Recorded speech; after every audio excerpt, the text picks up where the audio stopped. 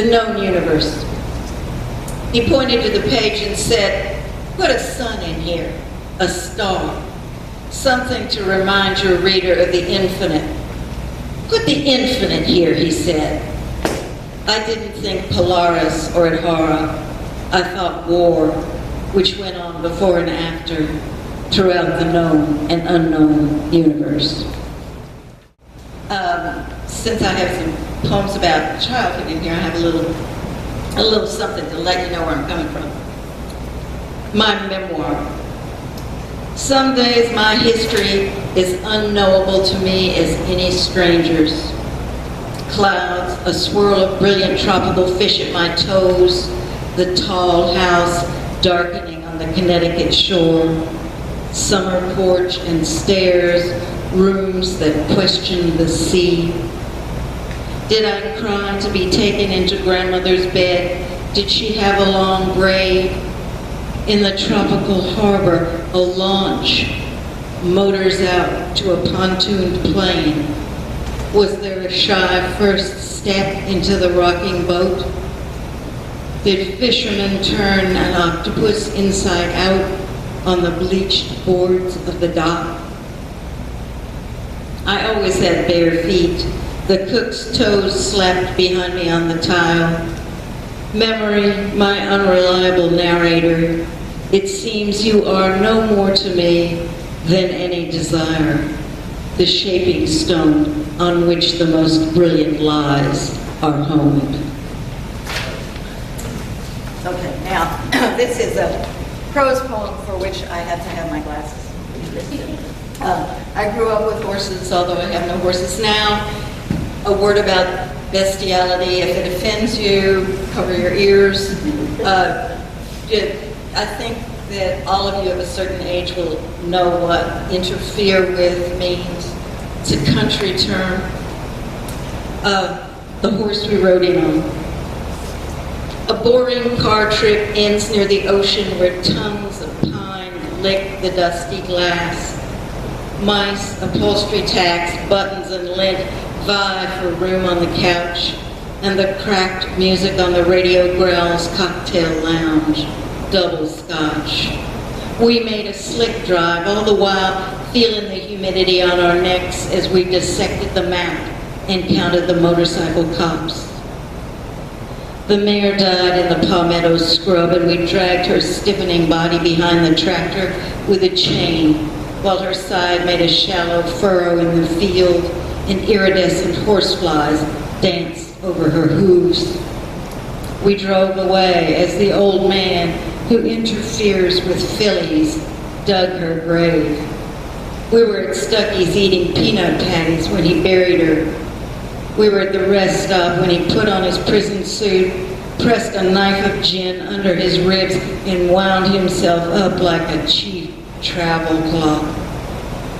We were investigating a manta ray when the mare's foreleg jumped up through the sod for the dogs. This morning, we put our plates on the buck table's gritty planks as if the Grand Duchess were coming to breakfast, as if this were not the usual vacation, 2 weeks in beach grass and seaweed, dodging men of war, ammonia ready in the car. We suck up time and temperature in the almanac, then rifle through back issues of guns and ammo left behind by someone intent on hunting from the back porch rocker where we now sit, tipped up, our eyes closed to animals, while back at home the old man stays out of the pasture, ticking for days in his tobacco-stained house, all the time wondering how to find himself another wife. And again, I've been flirting with fire lately. So this is a sonnet about that. It happened in Baltimore. Neighbors.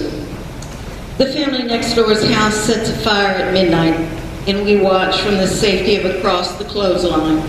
The neighbors are big people. On our side of the fence, we have been known to make sly fun of them as they walk out to the grocery. We are silly and arrogant, everyday young, smiling and waving, thinking they don't take us in. They keep to themselves, you might say. They are quiet in the street. Inside the now burning house, they roar at each other, but they aren't roaring now. They are huddled on their grass, attending to the whoosh and thunder as the flame reaches up. 1, 2, 3 stories, and they clutch their blankets and coats closer. I live with a musician, if you know what I mean, the bass man snoring on the couch under a ratty pink blanket, the fiddle player and his wife screwing in the attic, loud as cats. In the reflected heat, I don't know what I am feeling exactly. A little dread, a little awe, a little joy. I wish I could say I was glad it wasn't us. But there's a buzz up into my neck at the rip and cinder of it. The red flowering of it. The hose and squish. And at that moment, I am without mercy, without the grace to wonder, what if?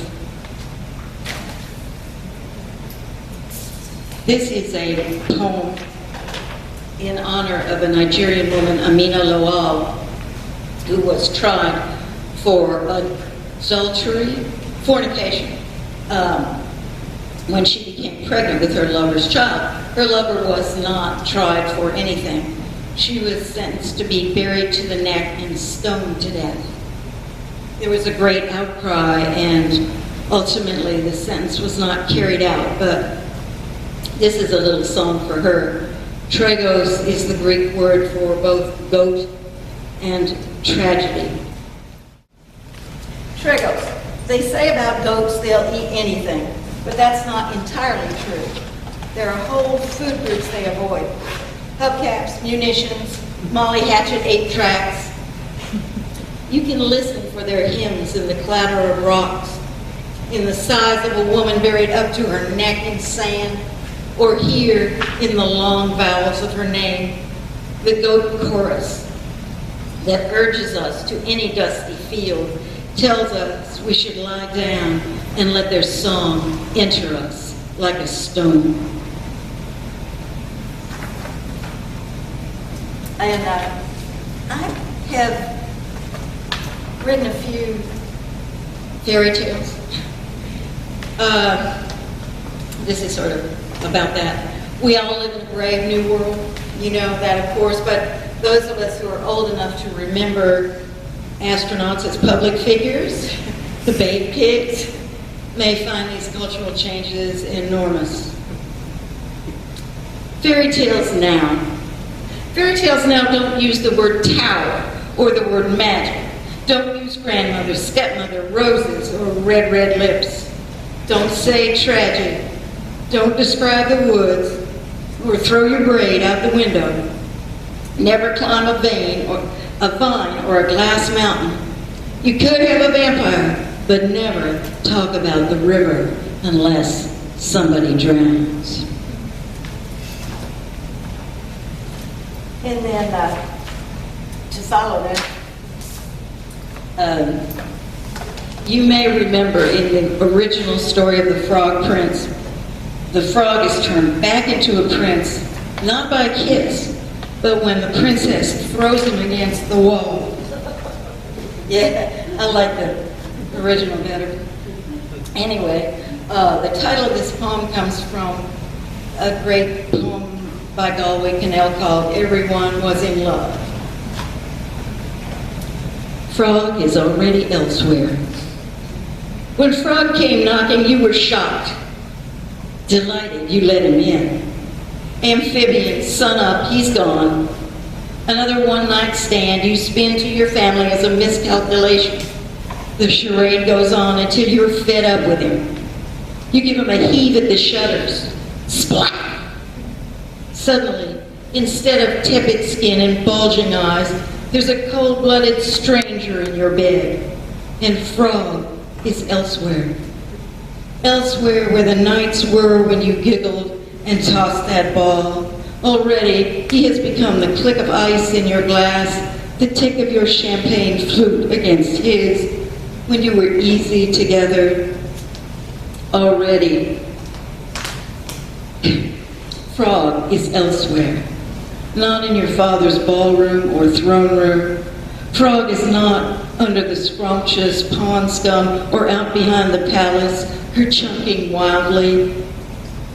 You cry out like that too, and weep for the frog's mouth, for being swallowed whole by good times, enchanted by a dance band and a green new moon. Bad luck. You know, bad luck. What can I say? In this poem, the younger of you will not remember that Sophia Loren starred in a movie in 1954 called Boy on a Dolphin. So that's referenced here. Bait.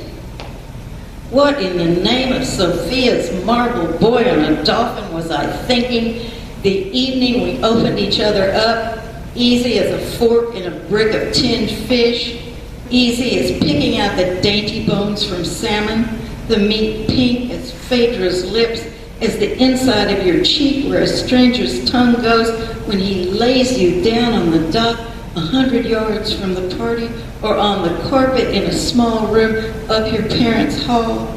A man in a hurry who opens his arms with a flourish, meets your mouth which is dry as day-old sockeye, and kisses you rosy, kisses you pliant as a coho fillet. And was I thinking that the day after, driving home through a hangover fog, the color of a tin-plated can, my heart as black as a dorsal fin, the smell of bait on my thigh? This is in syllabics in a four-syllable line. Where we ran wild, there are two scars from the same damn accident. The air grows narrow, the weeds move with hollyhock, and rose a lily shows the glim of that white torso you take to first when you wake up, live with dreams you will later pack underground with the bird feathers, the Rottweiler, the bestseller, that bone, the past is a sump, a hollow, a pot, have turned. As for tulips, aren't they only a void of sorts? And in the end, isn't there nothing left to do but lift the rank garbage out and burn up that burlap sack? There's a road from Fayetteville to Tulsa. And this is about that. On I-44, they call it the hunter's moon, a pie pan, eerily round and gilt, that gives enough light to see a coyote in a harvested cornfield, encampments strewn over the plains frontier, a marauding moon before the long Oklahoma afternoons, the small towns leaning towards the interstate, the scraped, windy spaces in between. You think I could learn that, wouldn't you? But never mind. So, I have this grandson who was conceived in Arkansas, which I like a whole lot, although he's growing up in California, which I like somewhat less. Anyway, this is me waiting for him for an overdue birth. 1. He begins to swim as a shadow of himself, mostly tail, mooring to the imperative. When he is no longer one cell, he is an always changing spinal cord. Gills, rib, heart, lungs, the smallest feet emerge. He has his instructions from both sides of the line to follow or ignore. The long haul of his morning smells of old-fashioned cleaners, wax, Lysol, ammonia. On the floor's shiny surface, one boot heel abrasion. How heavy the everyday with its hurtful light, How miraculous humans with their flimsy skin and breathing. 2. I bet I'm not the first woman to describe a man as a leopard in a neon suit. Not the first to conclude self-knowledge may come too late to do you any good. On my Ozark hillside, houses have one leg shorter than the other. Bobcat fever can carry off a tabby in 48 hours. I live with Coyote Howl with the false cough of I have no answer. His names slide against my knuckles and are gone. 3. Flaneur, an idle lounger, man about town. I would pray that the word beloved sticks in my teeth. Begun as a trick of light and barbed wire, dust and pot, flash floods, surprising as an armadillo from under the porch, he comes.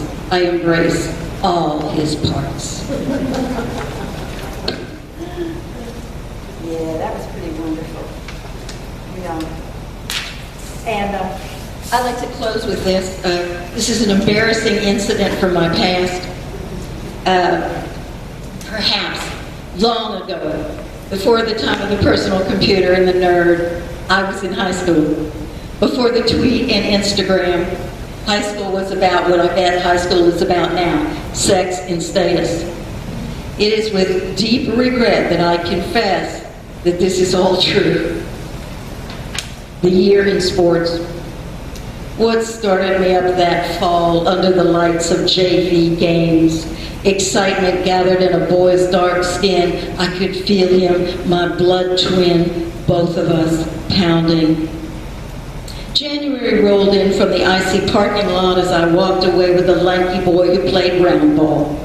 When we broke up in March, he cried. By May, I kissed an Irish runner. It was only 1 year. Shorts were tighter then. I apologize.